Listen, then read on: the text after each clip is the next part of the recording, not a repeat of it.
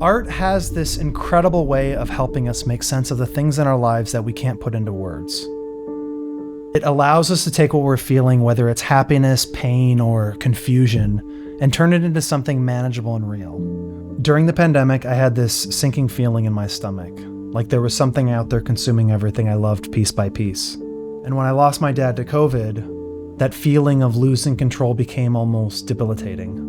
I didn't know what to do or even how to start processing all the pain I was feeling. So, I sat with my grief, gave it a face, and made it visible. It was my way of confronting what I couldn't control, and this is what it became. Hi, I'm Alex and welcome to Monstro Labs. This channel is all about the intersection of technology and storytelling. Through small projects and deep dives, we explore filmmaking, game development, and world building in this new frontier of digital creation. The Anzara emerged from my darkness.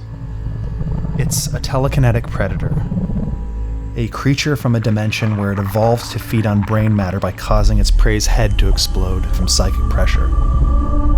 It's driven by an endless hunger, stalking its targets and consuming neural tissue to sustain itself.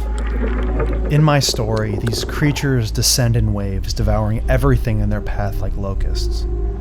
I imagine friends sitting in a park, enjoying a beautiful day, only to see the sky flooded with thousands of shapes descending on the city.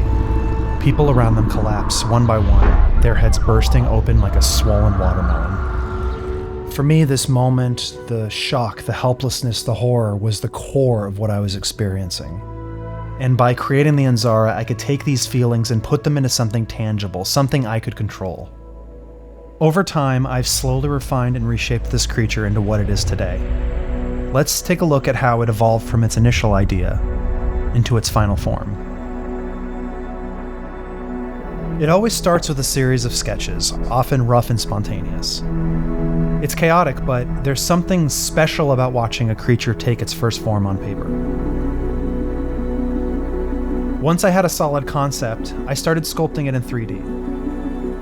This is where the real fun begins. Bringing those rough ideas into space, pushing and pulling the form until it starts to feel realized. I designed the textures in Substance Painter to make its skin feel alien but organic. It was all about creating a surface that felt alive even before it had movement. Now, the most important part, adding life to this creature. I approached it like I was documenting a real animal, coming at it from a place of discovery. Houdini is my go-to for this kind of work. Since the Anzara feels so alien, I leaned heavily into using random noise patterns to give its movement that unsettling unpredictability. I kept keyframe animation to a minimum, just enough to guide the creature's overall movement, while letting the noise patterns handle the subtlety and details. The eye was the most critical part. They say eyes are the gateway to the soul, and I wanted this creature's gaze to feel like it's driven by an endless, gnawing hunger. And then there were the tentacles.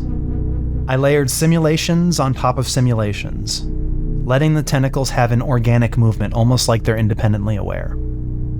I added some subtle details like fur and stray hairs, and we were ready for the next step. Once everything was set, I took it into Unreal Engine to prepare it for rendering. Unreal gave me the flexibility to export all 3,000 frames of animation efficiently, but also let me create an environment that matched the creature's dark energy. I wanted to place the Anzara in a space that felt like a strange zoo exhibit, allowing us to observe it while keeping it contained. What's cool is that I recently had the chance to display the Anzara at a digital art show here in Portland with the Creative and Emergent Technology Institute. Seeing it up there, surrounded by people reacting to it, really brought the whole journey full circle. This creature is terrifying to look at, but for me, it became something I can actually understand. I know it might sound strange, but giving it form made the fear behind it feel manageable. Thank you for joining me on this journey. I'm curious, what did you think about the Anzara? Have you worked on something similar? I'd love to hear your thoughts in the comments. If you enjoyed this behind-the-scenes look, give it a thumbs up and subscribe for more. It really helps the channel grow. Thanks for watching, and keep creating.